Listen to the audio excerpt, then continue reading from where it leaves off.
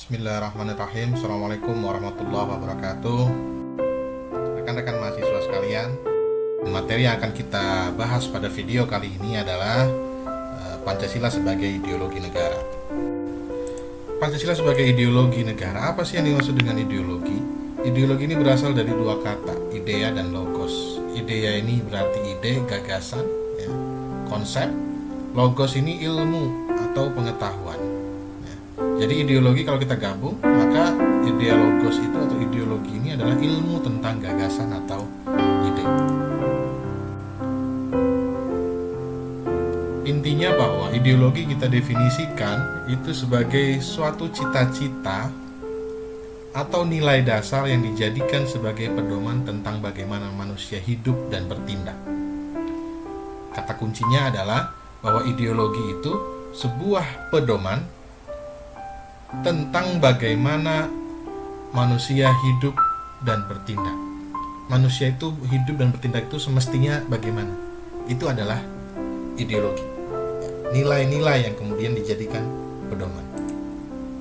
Dalam konteks negara, maka ideologi negara adalah cita-cita atau nilai dasar yang dijadikan pedoman bagi seluruh rakyat untuk hidup dan bagaimana menyelenggarakan negara.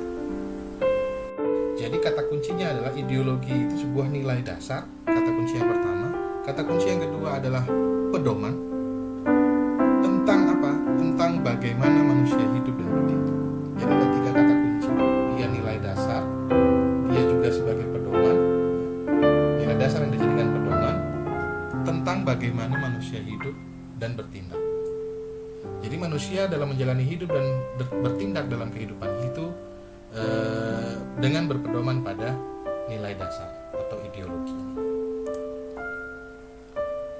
Satu hal yang perlu teman-teman pahami bahwa ideologi itu berpijak pada yang namanya pandangan dunia atau worldview. Kalau tadi definisi ini, ideologi ini, kalau saya ringkas itu sebagai nilai dasar atau konsep tentang hidup sebagaimana mestinya. Manusia itu harus hidup itu seharusnya seperti apa? Manusia dalam bertindak itu seharusnya seperti apa? Inilah ideologi. Nilai yang mempengaruhi tentang manusia, bagaimana manusia bertindak, berkehidupan. Dan ideologi itu berpijak atau bertopang pada pandangan dunia atau dalam bahasa Inggrisnya adalah worldview. Kalau ideologi itu konsep tentang hidup sebagaimana mestinya, maka pandangan dunia adalah konsep tentang hidup sebagaimana adanya. Sebagaimana adanya itu pandangan dunia, ideologi itu sebagaimana mestinya. Sebagaimana adanya ya kita menafsirkan misalnya manusia itu seperti apa. Oh manusia itu seperti itu, ya sudah itu sebagaimana adanya. Nah dengan konsep kalau manusia memang seperti itu, maka seharusnya manusia berkehidupan yang seperti apa. Nah itu adalah ideologi. Misalnya, manusia ini tidak bisa hidup sendiri, misalnya, pandangan kita. Manusia tidak bisa hidup sendiri, manusia harus membutuhkan sesuatu yang lain. Itu adalah pandangan dunia tentang manusia. Sedangkan ideologi tentang manusia adalah, ya berarti manusia kalau dia tidak bisa hidup sendiri, maka manusia harus seperti apa? Manusia harus saling tolong-menolong. Manusia harus hidup bersosialisasi. Itu. Jadi ideologi itu adalah bagaimana manusia itu seharusnya bertindak atau berkehidupan.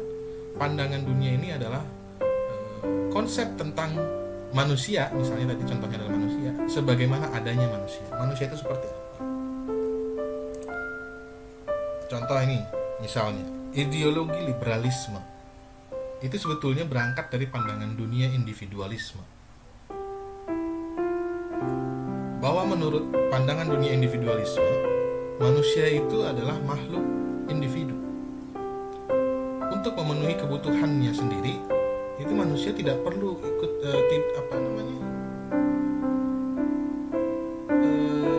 tanpa ikut campur orang lain.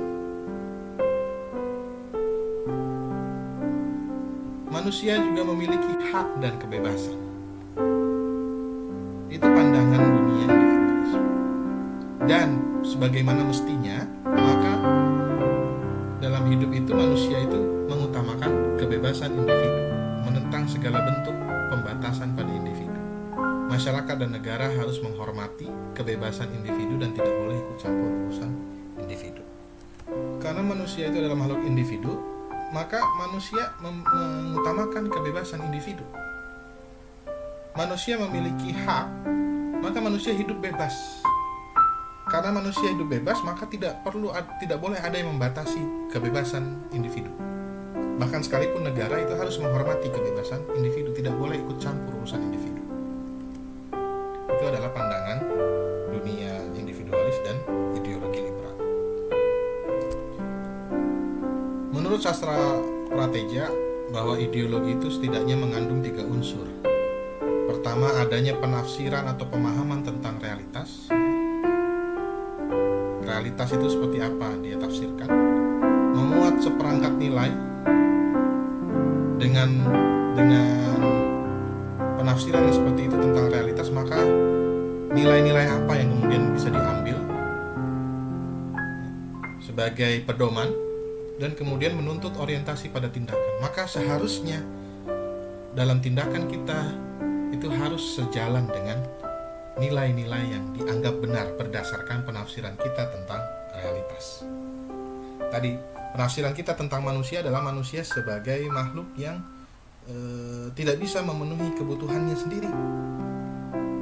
Maka nilainya adalah manusia sebagai makhluk sosial. Menuntut orientasi pada tindakan apa? Maka manusia dalam hidup itu seharusnya bekerja sama, saling tolong-menolong, dan tidak bisa hidup sendiri dan harus bersosialisasi. Inilah unsur-unsur ideologi menurut sastra prateja. Ideologi dibutuhkan oleh negara. Pertama, untuk menentukan eksistensi negara. Ini negara yang berideologi apa? Komunis, liberal, atau apa? Membimbing mencapai tujuan negara sebagai sumber motivasi dan sebagai orientasi praksis mewujudkan tujuan negara. Jadi sebagai motivasi dan pedoman bagaimana kita mencapai tujuan negara. Itu adalah fungsi ideologi. Jadi ideologi itu pasti harus selaras dengan tujuan negara. Ideologi dapat bersumber dari kebudayaan, agama, dan pemikiran tokoh.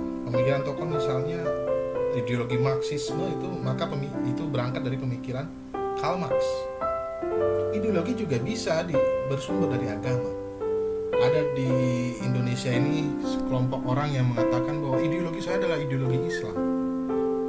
Sah-sah saja, tetapi sebetulnya menurut saya Islam itu lebih hebat daripada ideologi. Islam itu agama, tetapi ketika ada ideologi yang bersumber dari agama Islam, nah itu persoalan yang berbeda. Menurut saya tidak bisa kita katakan ideologi saya ideologi Islam, tidak. Tetapi ideologi saya berdasarkan agama saya, yaitu Islam. Jadi ideologi tetap hasil pemikiran manusia pada akhirnya, yang bisa bersumber dari murni pemikiran tokoh, atau bersumber dari pemikiran dari ajaran agama, atau bersumber dari kebudayaan. Pertanyaannya, kalau kita katakan Pancasila sebagai ideologi negara, ideologi kita, maka Pancasila bersumber dari apa?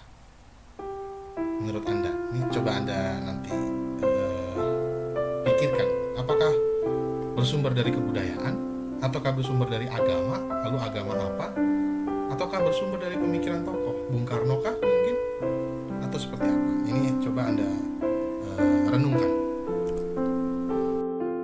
Pancasila selain sebagai dasar negara, sebagai meja statis, kata Bung Karno, Pancasila adalah sebagai lead star dinamis, sebagai bintang penuntun yang dapat dijadikan sebagai pedoman kemana kita akan menuju. Lead star ini bahasa Jerman, bintang pemimpin, bintang penuntun yang akan memandu kita kemana kita harus menuju. Nah, itu adalah gambaran dari ideologi sebetulnya. Kita kembali lagi ke definisi ideologi, bahwa ideologi adalah seperangkat nilai-nilai yang dijadikan pedoman oleh manusia tentang bagaimana manusia itu harus berkehidupan dan bagaimana manusia harus bertindak. Dalam konteks negara, ideologi itu adalah nilai yang dijadikan pedoman oleh negara ini dalam mencapai tujuannya. Jadi Pancasila itu sebagai bintang penentu, sebagai ideologi yang akan memandu kita mencapai tujuan kita. Kira-kira begitu gambaran mengenai Pancasila sebagai ideologi.